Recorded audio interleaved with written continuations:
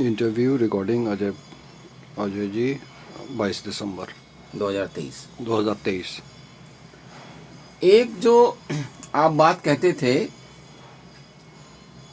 उसके क्या संदर्भ हैं कि जब लोग यहाँ जौनपुर आते थे, जो शायद आपने अपने बचपन में जवानी के दिनों में देखा होगा, तो वो जूते हाथ में उठा लेते थे।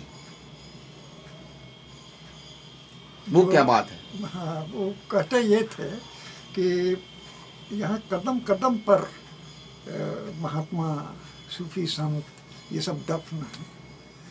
तो जो बहुत श्रद्धा वाले लोग थे वो हमेशा जूते हाथ में लेके आते थे, नंगे पैर।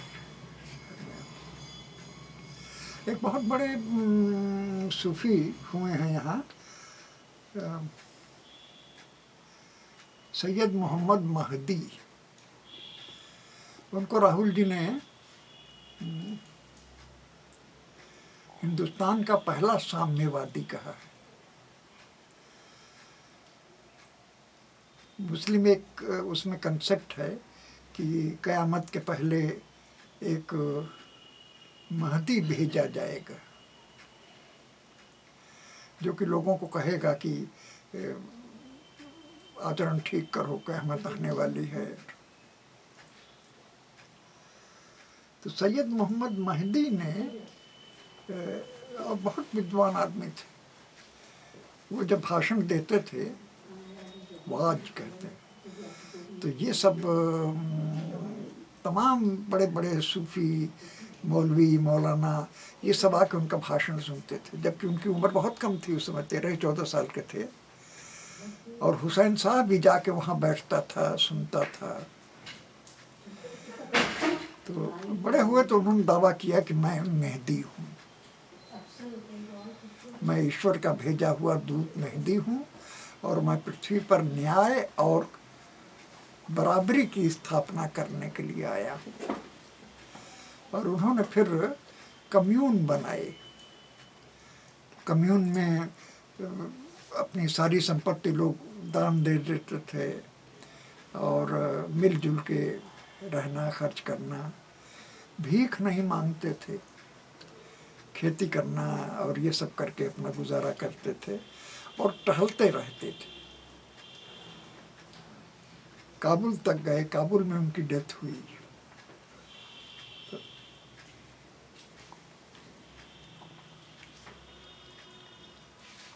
मोहम्मद मेहदी ने उनका कुछ हिंदी कविता, उसको गुजरी भाषा कहते हैं, वो पुरानी दक्षिणी हिंदी या दक्षिणी उर्दू की तरह है। अवधी का ये बहुत बड़ा सेंटर रहा होगा, मैंने रहा है, होगा क्या।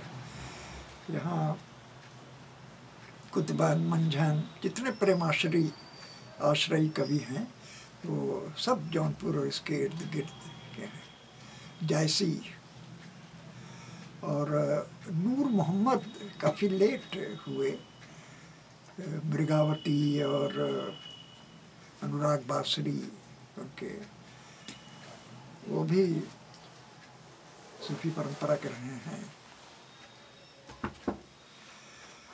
एक मौलाना याहिया हुए हैं शर्की पीरियड में, तो उनकी एक कविता है, उनका हिंदी के एक काव्य संग्रह का जिक्र आता है। हालांकि वो अवेलेबल नहीं है, लेकिन कुछ दोहे और छंद उनके मिलते हैं।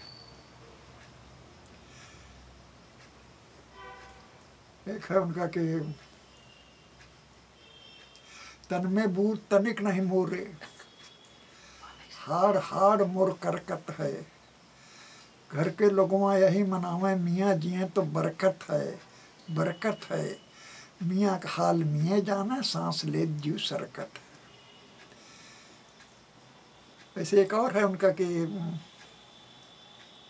मर्दों के घर नंद बधाई, ना मर्दों के घर रोना है, और पता नहीं क्या है, कैसे छपक छौना है।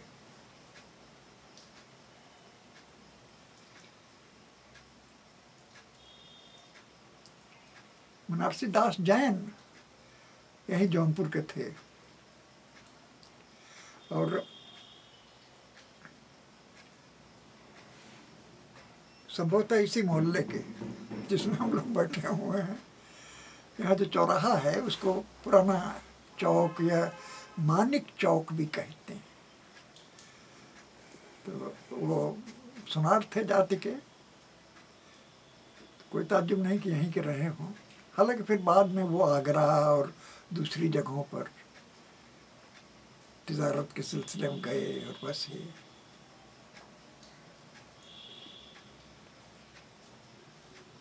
अर्ध कथानक, ये अर्ध कथा उनकी कविता में आत्मकथा है और संभवतः भारतीय भाषाओं में पहली आत्मकथा है।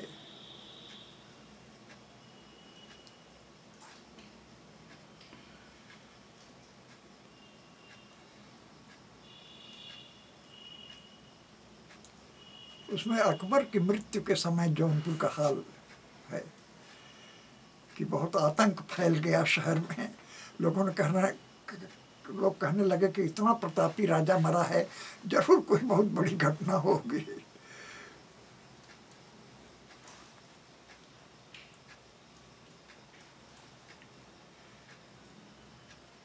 रामनरेश त्रिपाठी बहुत बड़े कवि हुए हैं हिंदी के, और कवि ही नहीं, उनका यहाँ सिंगरापुर मऊ राज्य के खिलाफ उन्होंने किसान आंदोलन का नेतृत्व किया था। और हमारे पिता जो अखबार निकालते थे समय, उसमें वो उन्होंने रिपोर्टिंग किया है इसकी, किसान आंदोलन की। कोयरीपुर के रहने वाले थे। कोयरीपुर अब सुल्तानपुर में चला गया, उस समय जौनपुर में था। गिरजादत्त शुक्ल गिरीश, वो भी एक बड़े कवि हुए हैं। तारक बद्ध,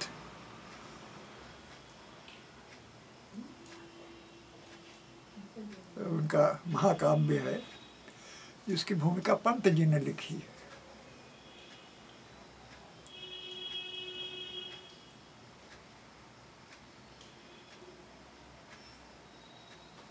उर्दू को जौनपुर ने 3 बहुत बड़े कवि दिए हैं। एक तो हफीज जौनपुरी, जिनका एक शेर बहुत मशहूर हुआ, बैठ जाता हूँ जहाँ छाँव घनी होती है, हाय क्या चीज़ गरीबुल वतनी होती है। पूरी गज़ल बहुत अच्छी है। हमको बहुत शेर उसके याद थे, अब नहीं याद रह गए हैं।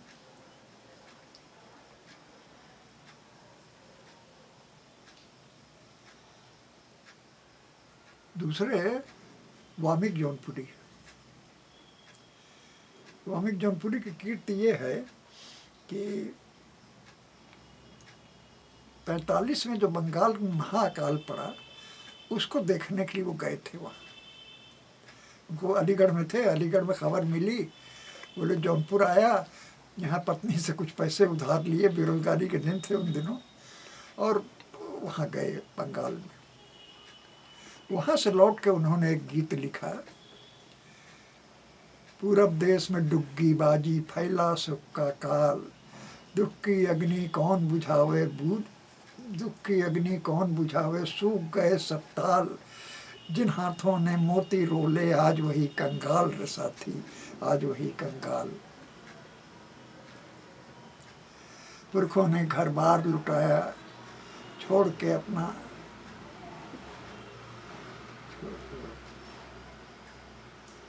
याद नहीं रह गया। तो वामिक साहब की एक नज़्म बहुत वो हुई, पिछले दिनों बहुत पसंद की गई। उनकी आखिरी दिनों की नज़्म है सफ़र नातमाम। सफ़र नातमाम में कम से कम 7-8 वर्षन उनके हमने सुने। जाते थे तो अजय वो इसमें इस्लाह हुआ है, इसमें इस नज़म में थोड़ा इस्लाह किया है। और हमको ताज्जुब होता था कि क्या बाकी है इसमें, क्या इस्लाह किया होगा इन्होंने, लेकिन करते रहते थे, मेहनत करते थे। मुक्तिबोध के लिए सुना है और वाल्मीकि साहब को देखा कि अपनी रचनाओं पर इतनी मेहनत है। एक बार हमको काफ़ी टेप किया है हमने उनका कलाम, तो एक बार हमसे बोले कि ये भूखा बंगाल तुम्हारे पास है, तो हमने कहा कि हाँ। बहुत ऊंचा सुनते थे, सुन नहीं पाए, तो बोले भाई अब मैं गा तो नहीं सकता हूँ इसको, तहत में कहो तो पढ़ दूँ। तो मैं कहा चलो यार, गाया तो है ही है हमारे पास, तहत में नोट कर लेते हैं। तो उसको नोट करने लगे, वो पढ़ने लगे। फिर अचानक आखिरी बंद जब आया तो उन्होंने कलम उठाया और किताब में करेक्शन किया और फिर पढ़ा। मैंने हमसे कहा कि वो टेप है हमारे पास, कि मैंने पहले इसमें लिखा था, प्यारी माता चिंता मत कर, हम हैं आने वाले, कुंदन रस खेतों से तेरी गोद बसाने वाले, खून पसीना हल हंसिया से दूर करेंगे काल रे साथी, दूर करेंगे काल। तो कहें कि इसमें अब मैंने जिन कर दिया है, क्योंकि मत हमारी बोली का शब्द नहीं, और ये नज़्म की भाषा से लग्गा नहीं खाता है। तो प्यारी माता चिंता जिन कर, हम हैं आने वाले। तो बहुत मेहनत करते थे अपनी रचनाओं पर।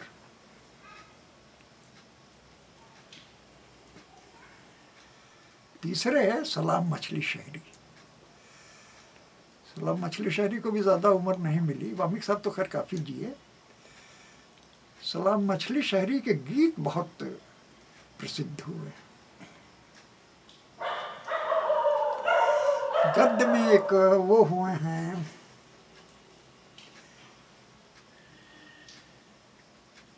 ये नाम भूलने लगा है,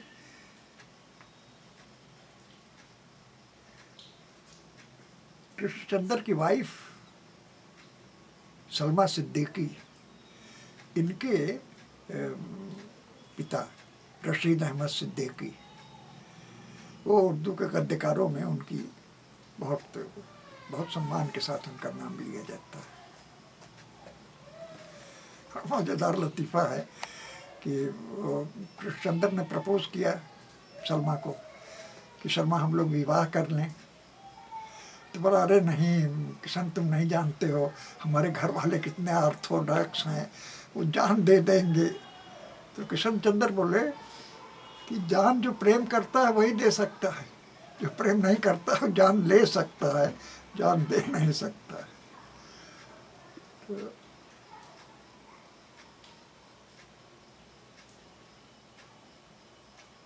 बहुत साहित्यिक रूप से बहुत समृद्ध रहा है जौनपुर में।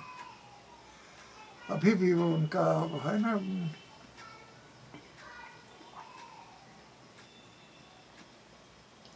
मंटो ने किसने लिखा नहीं, वो सरदार कहानीकार बेदी ने लिखा कि इलाहाबाद में एक पत्थर उठाइए तो उसके नीचे से कई कवि प्रकट हो जाएंगे। तो जौनपुर में भी यही है कि कोई पत्थर उठाइए तो उसके नीचे से कई कवि प्रकट हो जाएंगे।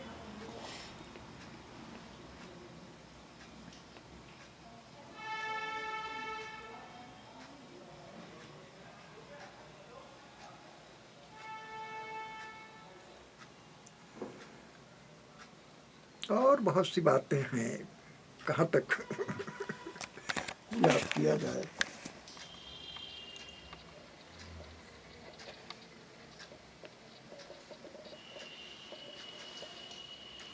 तो हमारा हाफिज़ा भी अब वैसा दुरुस्त नहीं रह गया है, चीज़ें भूलने लगी हैं।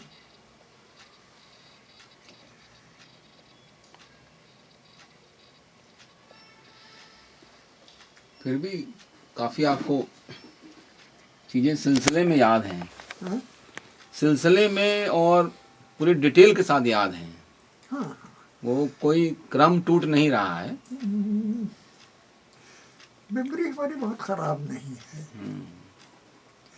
बहुत सी बातें हमारे मित्र लोगों ने हमको बताई, और जब हम उनको बताते हैं तो उनको याद नहीं आता है लेकिन हमको याद है। वाल्मीकि साहब के संस्मरण हमने लिखने शुरू किए, लाल कोठी के सन्नाटे की घन गरज, इस नाम से। तो प्रकाशित भी हुआ था कुछ तो। प्रधान जी ने हमसे कहा छप तो गई है, लेकिन अभी तक हमको देखने को नहीं मिली। नहीं, एक किताब जो है लाल कोठी का सन्नाटा, वो क्या किताब है? वो तो हमारे भाई ने छापी थी। तो उसमें मजमून है जी।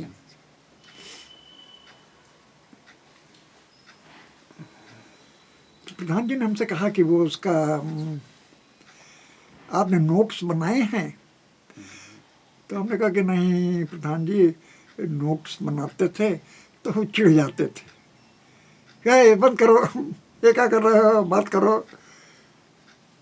तो कुछ दिन हमने वहाँ से जब निकलते थे तो आके बाहर वो रेलवे वो है लाइन है, उसके पार एक मंदिर है, वहाँ बैठ के कुछ नोट करते थे, लेकिन वो बहुत कम है, ज़्यादातर हमने सब मेमोरी से ही लिखा है।